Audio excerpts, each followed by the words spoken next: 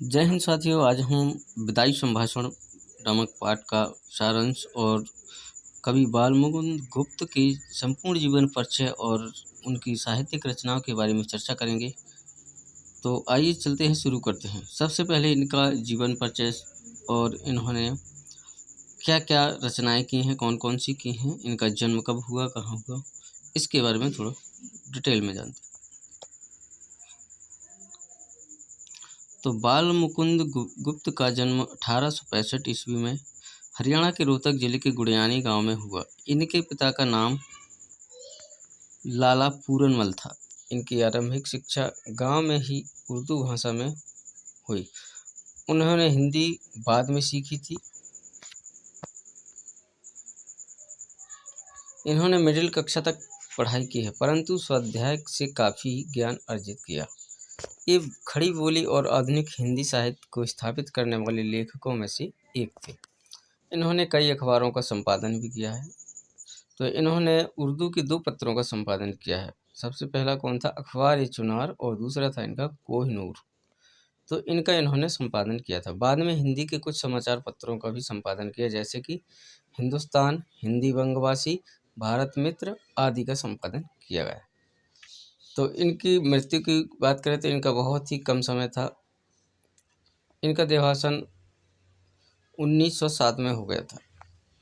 इनकी कुछ रचनाएं जान लेते हैं। इनकी रचनाएं 5 संग्रहों में प्रकाशित हुई हैं। शिव शंभू के चिट्ठे, चिट्ठे और खत, खेल तमाशा, गुप्त निबंधावली और स्फुट कविता। साहित्यिक परिचय देखें तो साहित्यिक परिचय गुप्त जी भारतेंदु युग और द्विवेदी युग के बीच की कड़ी के रूप में थे। ये राष्ट्रीय नवजागरण के सक्रिय पत्रकार थे और उस दौर के अन्य पत्रकारों की तरह वे साहित्यिक सृजन में भी सक्रिय रहे। पत्रकारिता उनके लिए स्वाधीनता संग्राम का हथियार थी। यही कारण है कि उनके लेखन में निर्भीकता पूरी तरह से मौजूद है। इनकी रचनाओं में व्यंग्य विनोद का भी पुट दिखाई पड़ता है। इन्होंने बांग्ला, संस्कृत की कुछ रचनाओं के अनुवाद भी किए हैं। वे शब्दों के अद्भुत पारखी थे। अनिश्चितता शब्द की शुद्धता को लेकर उन्होंने महावीर प्रसाद द्विवेदी जी से लंबी बहस भी की हुई थी। किन्होंने की थी? बाल मुकुंद गुप्त जी ने। अब चलिए देखते हैं विदाई संभाषण पाठ का सारांश।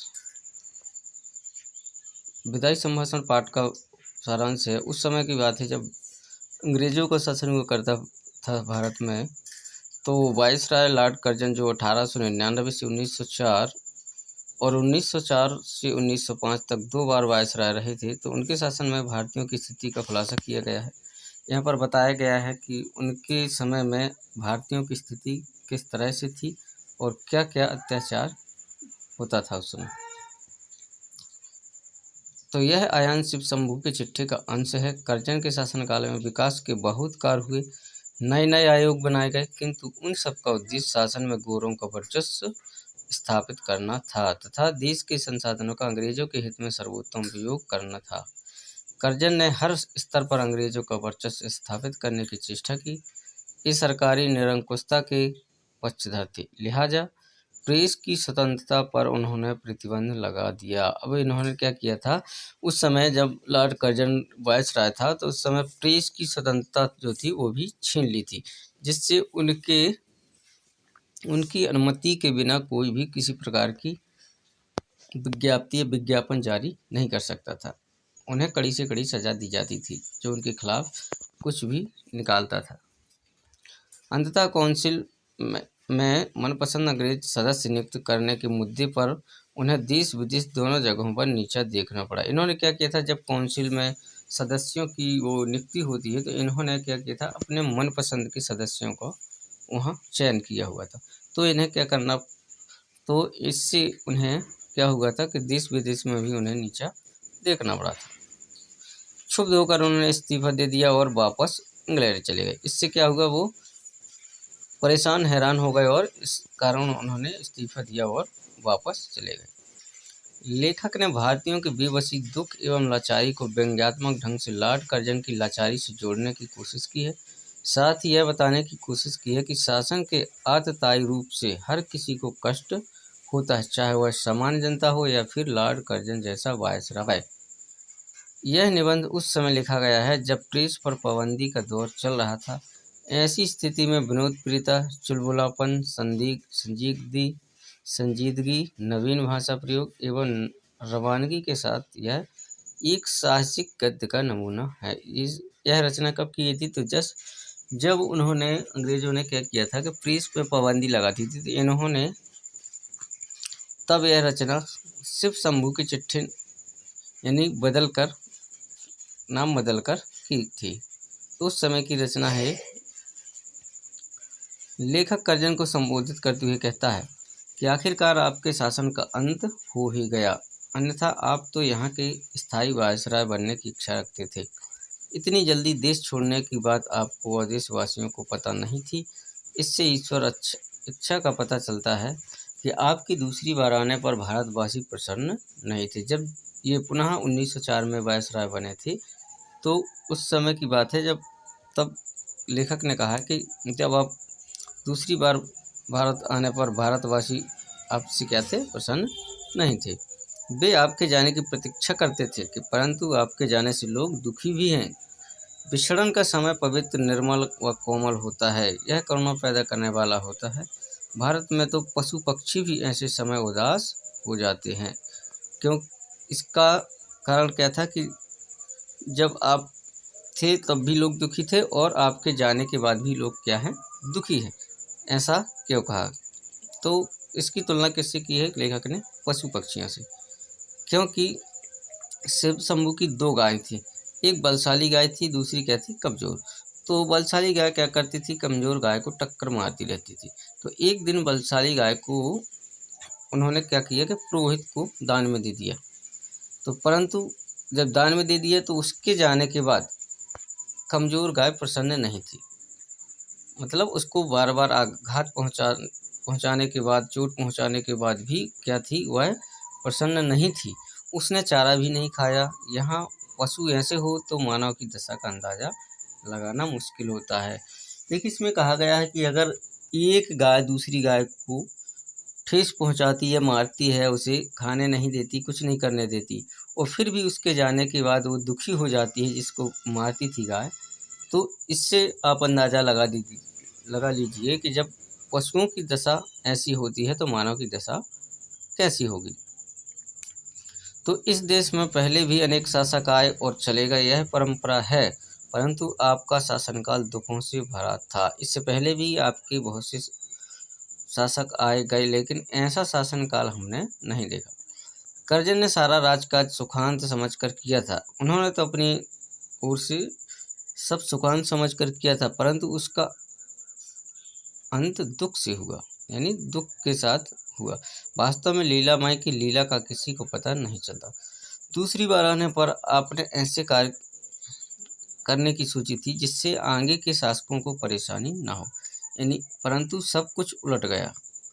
आप स्वयं बेचैन रहे और देश में अशांति फैला दी। आने वाले शासकों को परेशान रहना पड़ेगा। आपसे स्वयं भी कष्ट सहे और जनता को भी कष्ट दिए। तो लेखक कहता है कि आपने भी कष्ट सहे और हम जनता को भी कष्ट पहुंचाया। लेखक कहता है कि आपका स्थान बहुत पहले, यानी बहुत ऊंचा था पहले, और आज आपकी दशा बहुत खराब है। दिल्ली दरबार में ईश्वर और एडवर्ड के बाद आपका सर्वोच्च स्थान था, यानी पहले आपका स्थान बहुत सर्वोच्च था और अब पहले आपकी कुर्सी सोने की थी। जुलूस में आपका हाथी सबसे आगे व ऊंचा था, परंतु जंगी लाट के मुकाबले में आपको नीचा देखना पड़ा। आप धीर गंभीर थे, परंतु काउंसिल में गैर कानूनी कानून पास करके और कन्वोकेशन में अनुचित भाषण देकर आप अपनी धीरता का दिवाला खुद निकाल लिया आपने। तो आपके इस्तीफे की धमकी को स्वीकार कर लिया गया। आपके इशारों पर राजा महाराजा अफसर नाचते थे, परंतु इस इशारे में देश की शिक्षा और स्वाधीनता समाप्त हो गई। आपने देश में बंगाल विभाजन किया, परंतु आप अपनी मर्जी से एक फौजी को इच्छित पद पर नहीं बैठा सके, अतः आपको इस्तीफा देना ही पड़ा। तो लेखक ने बहुत सारे व्यंग किए हैं कि आपने तो अपनी मर्जी का बहुत कुछ करना चाहा, परंतु कुछ हो नहीं पाया। आपने एक अपनी मर्जी का फौजी अपनी इच्छा से अपने इच्छित पद पर नियुक्त नहीं कर सके। तो लेखक कहता है कि आपका मनमाना शासन लोगों को याद रहेगा।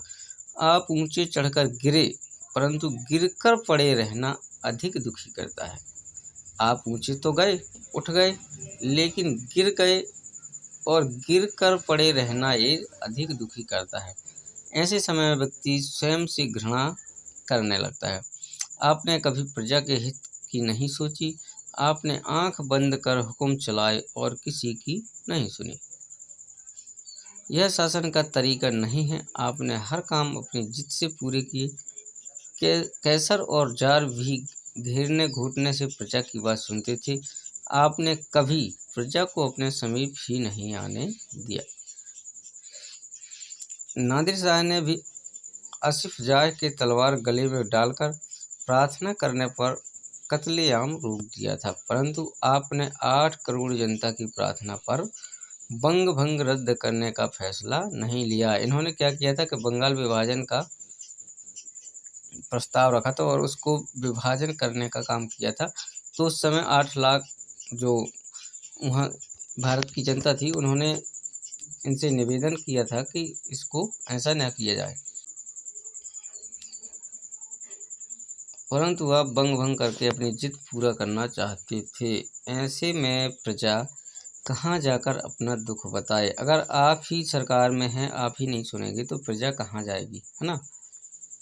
तो यहाँ की जनता ने आपकी जिद का फल देख लिया है। जिद ने जनता को दुखी किया, साथ ही आपको भी, जिसके कारण आपको भी दुख पद छोड़ना पड़ा। भारत की जनता दुख और कष्टों की अपेक्षा परिणाम का अधिक ध्यान रखती है। वह जानती है कि संसार में सब चीज़ों का अंत है। उन्हें भगवान पर विश्वास है। वे दुख सहकर भी पराधीनता का कष्ट झेल रहे हैं। आप ऐसी जनता की श्रद्धा भक्ति नहीं जीत सके। करजन अनपढ़ प्रजा का नाम एकाध बार लेते थे। यह जनता नरसंताल नाम के राजकुमार के गीत गाती थी। एक जो वहाँ का सुल्तान नाम का एक राजकुमार था, तो वह नरवरगढ़ में था, तो उन्हें उसका कार्य क्या था, जनता को बहुत ही अच्छा लगा था। तो उसने क्या किया था कि चौकीदार से लेकर ऊंचे ऊंचे पदों तक उसने काम किया था। तो जाते समय जब उसकी विदाई हुई तो उसने सबसे पहले क्या किया कि नगर का अभिवादन किया कि वह यहाँ की जनता भूमि का एहसान नहीं चुका सकता। अगर उससे सेवा में कोई भूल ना हुई हो तो उसे प्रसन्न होकर जाने की इजाज़त दे। तो जनता आज भी उसे याद करती है। आप इस देश के पढ़े लिखों को भी नहीं देख सकते थे। तो लेखक करजन को कहता है कि राजकुमार की तरह आपका विदाई संभाषण ऐसा ही हो सकता था जिससे आप अपने स्वार्थी स्वभाव व धूर्तता को उल्लेख करें और भारत की भोली जनता के प्रति कृतज्ञता व्यक्त करते हुए कह सकेंगे कि आशीर्वाद देता हूं कि तू फिर उठे और अपने प्राचीन गौरव और यश को फिर से प्राप्त करे। तो मेरे बाद आने वाले तेरे गौरव को समझे। यानी लेखक ने उनसे कहा कि क्या आप इस तरह से कह सकते हैं जिस तरह से राजकुमार ने विदाई के समय ये बात कही थी। तो आप इस तरह से नहीं कह सकते, क्योंकि आपने ऐसा कुछ कार्य ही नहीं किया कि जिस तरह से आप ऐसा कह सकें। तो मेरे बाद आने वाले में तेरे गौरव को समझ। आपकी इस बात पर देश आपके पिछले कार्यों को भूल सकता है, परंतु आप में इतनी उदारता कहाँ। अगर आप इस तरह से माफ़ी मांग लें तो आपको क्या है, देश भूल सकता है, परंतु आप में इस तरह की उदारता नहीं है।